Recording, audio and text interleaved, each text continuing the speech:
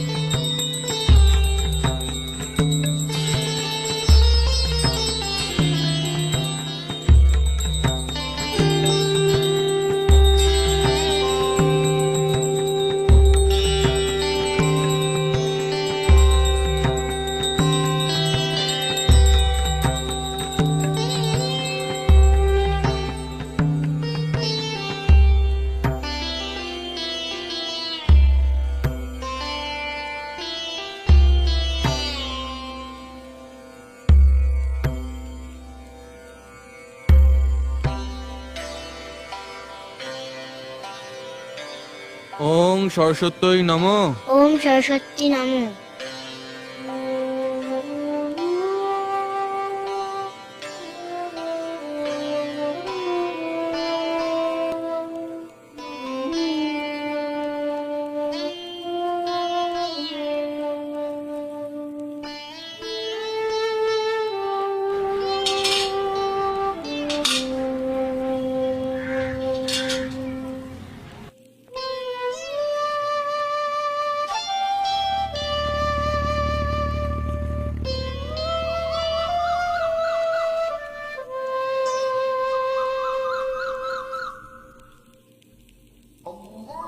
ভাই, নামাজ পড়তে যাবেন না?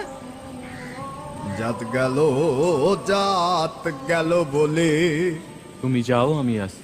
আচ্ছা, জলদি আহেন। আজব কারখানা।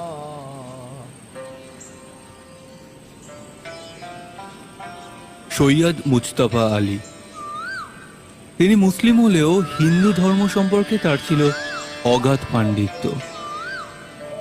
পুজোর আচার পদ্ধতি, ঠাকুরমশাইয়ের ভক্তি দেখে তিনি যে দক্ষিণাটি পেয়েছিলেন সেটি নিয়ে হাসি মুখে বাড়ি ফিরে এসেছিলেন।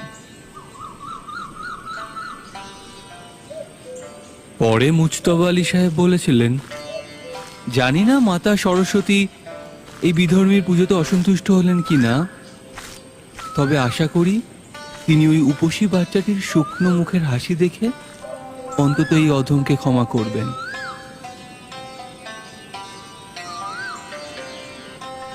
যেখানে ধর্মীয় সংকীর্ণতা নেই, গোড়ামি নেই, সেখানেই তো ঈশ্বর থাকেন। আর এই শাশ্বতটা আমরা মাঝে মাঝে ভুলে যাই।